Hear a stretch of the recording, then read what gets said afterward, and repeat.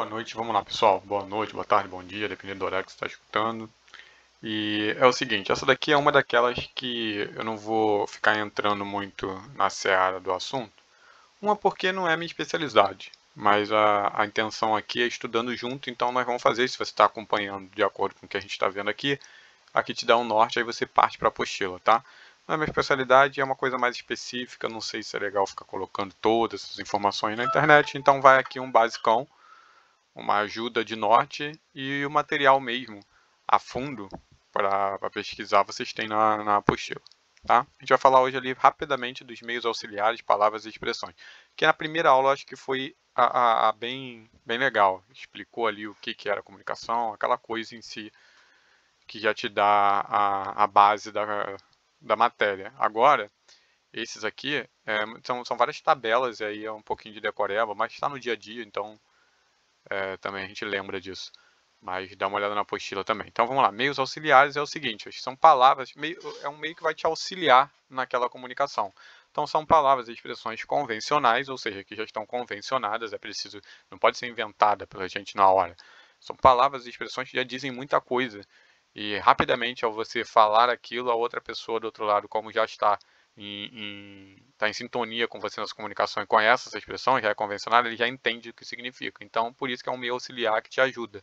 Aí nós temos o alfabeto fonético internacional, o algarismo fonético e o código Q, né?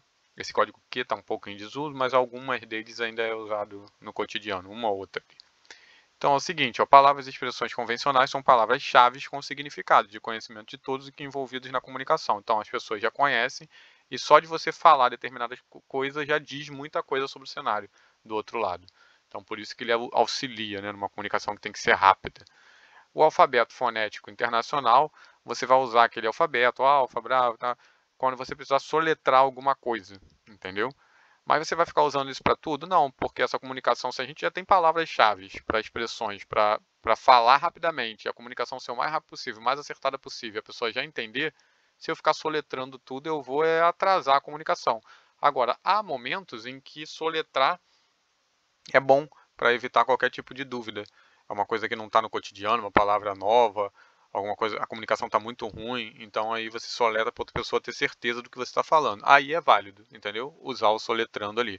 Então, quando tem dificuldade de compreensão, uma má qualidade da transmissão, uma palavra desconhecida, uma situação, aí você quer ter certeza.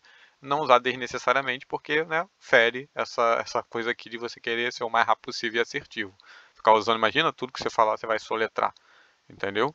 E aí, existe lá o alfabeto, né, fonético internacional, que você vai ver depois lá na página, alfa, bravo, tchá.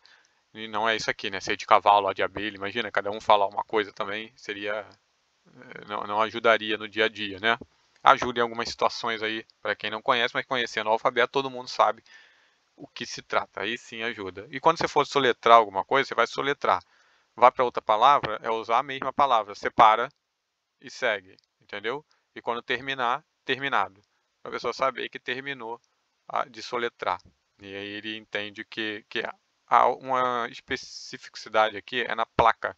As placas de trânsito elas sempre vão ser soletradas assim para evitar qualquer tipo de confusão, tá bom? E a numeração também vai ter lá um jeito de dizer, tá na apostila também. Aqui destacar para quando você tem as duas juntas, né? Você não vai falar o número inteiro, 10, 1000 e pouco. Você vai soletrar também. Então 10 é 1, 0, certo? E tem mais aqui também, quando repete a letra, né? É o que eu falei, é do cotidiano já, né? Repete, você vai falar duplo zero. Não é 0, 0. 3, 0, 0, 0, 0. Daqui a pouco você se perdeu nesse zero. Quantos zero mesmo é ela? Será que eu... Então é triplo zero, duplo zero. E aí você faz combinações disso se precisar, né? Duplo zero, triplo zero. E aí por aí vai. Também fala ponto, vírgula, quando tiver. E aí tem o código Q, ele não é um código sigiloso, mas é usado ali no meio militar, facilita a comunicação, né? São sempre 3 letras, iniciando com o Q. Ele não é, tá se caindo em desuso, mas algumas delas são bem conhecidas. Aí tem uma frase lá que é oriunda da apostila, o Código Q internacional foi aprovado em 21 de dezembro de 1959, em Genebra, na Convenção Internacional de Comunicação, na qual o Brasil é um dos países signatários, entrando em vigor no 1º de maio de 1961. E por fim aqui a gente vai ver os prefixos dessa de hoje. Aí você vai lá e você vai entender como é que é os prefixos, porque esses prefixos, eles dizem muito.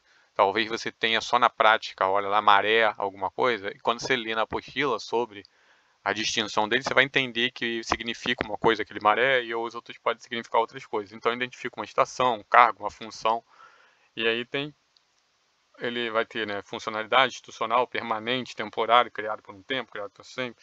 Enfim, dá uma olhada nos prefixos, vale a pena, e você vai conseguir entender que eles, na verdade, estão identificando, né, a maré, a sala de operação, isso, aquilo, estão identificando determinados setores da nossa organização. Cara, é isso, não vou aprofundar em nada disso aqui, não é interessante ficar na internet, eu acho. E a gente tem um material, então aqui é só para você não se perder, a gente já falou dessa parte, pega lá teu material, dá aquela bisurada e vamos nessa.